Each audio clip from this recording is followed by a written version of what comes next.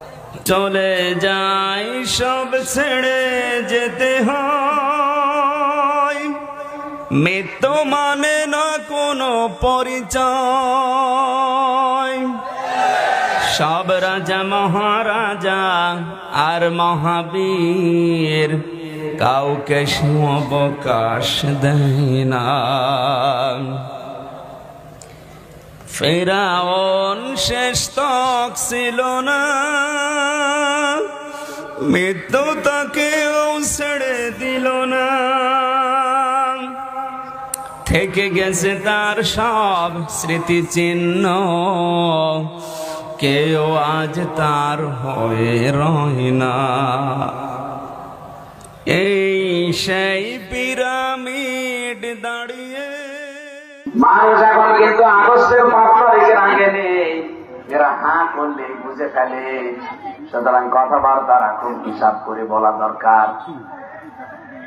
যতদিন পর্যন্ত আপনাদের সাথে আমি ছিলাম, কোনদিন আমার নামের আগে পরে কোনো বদনাম আমি শুনিনি। কিন্তু যখনই বললাম যে এতদিন তো সংসার করলাম, থাকে একটু আলাদা হয়ে যায়, আপনারা নিজেরাই বলেন আমরা বড় ভাই হিসাবে মানি। তা আমি অন্তত ছোট হিসাবে ছোট ভাই। বাংলাদেশের প্রেক্ষাপট বড় ভাই ছোট ভাই থাকলে একেবারে মরণ পর্যন্ত কেউ এক জায়গায় থাকে না, আলাদা হয় না। আমরা নাই ছোট ভাই হিসাবে তো আলাদা হয়েছি, তাই আপনি এরকম কথা বলবেন। এখন আপনি যে কথা বলছেন আপনার ফতোয়ায়, তো আপনাকে আমার মনে হয় নিষিদ্ধ করা দরকার। আপনি এখন কথা বলছেন আমির হামজাকে আমরা নিষিদ্ধ করতে চাই, ওর গায়ে 71-এর কাদা আছে।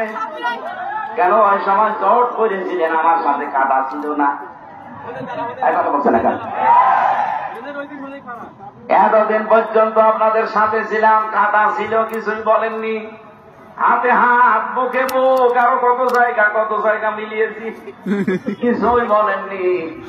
একটু ছোট ভাইয়ের মতো আলাদা হয়ে সংসার করছি, এই আপনার ফতোয়াবাজি আরম্ভ হয়ে গেল। ফতোয়া যদি দিতে থাকেন, আপনার ফতোয়ায় আপনার বিচার করা হবে। আপনি নিষিদ্ধ জানার পরেও যেহেতু জোট করেছিলেন, সুতরাং আপনাকেও নিষিদ্ধ করা দরকার। আর খালি কথা বললে রাজাকার আল বদর রাজাকার, এই মিথ্যা কথা বন্ধ করা লাগবে। রাজাকার দোয়া তুলেছেন আমাদের দলে মাত্র 37 জন রাজাকারের তালিকা। আর যারা রাজাকার বলে মুখে ফেনা বলে তাদের 1040 জন, 1003 জনই বেশি। আপনারা এ ফতোয়া তো আমাদের দেওয়া দরকার যে আপনার রাজাকারের দল। সুতরাং এই কথা যেন কেউ আগামীতে আর না বলে। বললে আমি বাকি শব্দটা বললাম না। যে দোষ যে করে না তার উপরে দোষ যদি কেউ চাপিয়ে দেয়, এটা কিন্তু গীবত থাকে না, এটা তহমত হয়ে যায়। আর বাংলাদেশে আমরা দেখছি একটা দল এই তহমতে এখন একেবারে 180 মাইল বেগে চলছে। কিছু আলেম নামে জালেম নামের সাথে এখন তার লাগা।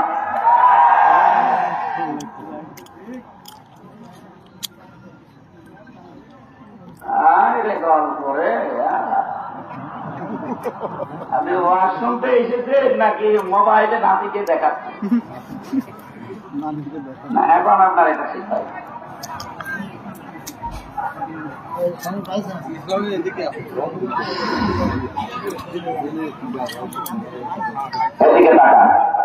আমি যে কথা বলছি, কথার পেছনে কোনো দলিল নেই, না মনে যা আসে তাই বলছি। অনেকে তো দেখি মনে যা আসে তাই বলে। কাফা বেলমারে কাজী বানাইও হাদিসা বিকুল্লি মা সামিয়া। একটা মানুষ মিথ্যাবাদী হওয়ার জন্য এতটুকুই যথেষ্ট, যা শুনে তাই বলে।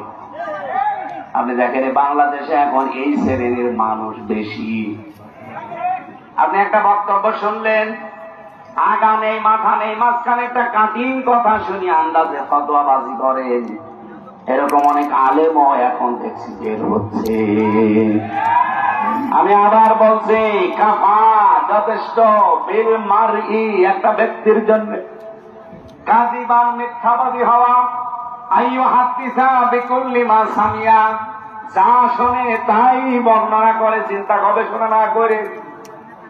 আমার এই যে নমিনেশন ঘোষণা দিয়েছে বাংলাদেশ জামাত ইসলামী মে মাসের 5 তারিখে, বলেন এর আগ পর্যন্ত আমার বিরুদ্ধে আমি তো কোনো কথা শুনিনি। আমি তো এর আগে ওয়াজ করেছিলাম, এর আগে তো এই ওয়াজ গুলো কাটিং করে কেউ ছাড়েনি। যে বিষয় হোক তার আগে পরে আপনি শুনতেন, শোনার পরে দেখতেন না কথা ঠিক আছে, কিছুই বলতেন না। কিন্তু এখন দেখেন কাটিং করে 1.5 ঘন্টা কথা বলে সেখানে মানুষ 1.5 মিনিট ছেড়ে দেয়।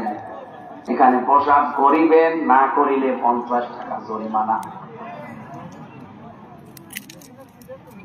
সাধারণ মানুষ যারা না বুঝে ভুল করে আমি তাদের ব্যাপারে কিছু মন্তব্য করি না, কিন্তু যারা বুঝে ভুল করে 2টা ক্ষতি হবে আপনার। 1 নম্বরে আপনি আমার তহমত দিলেন, 2 নম্বরে আপনার কিন্তু হেদায়েত নসিব হবে না, বেঈমান হয়ে মারা যাবেন। আপনি দেখেন যারা বুঝে ভুল করেছে, না বুঝে ভুল করা সে মানুষগুলোকে আল্লাহ হেদায়েতের মালা দিয়েছে কখনো কোনো না কোনো সময়, কিন্তু যারা বুঝে ভুল করেছে আপনি তাদের দিকে তাকান।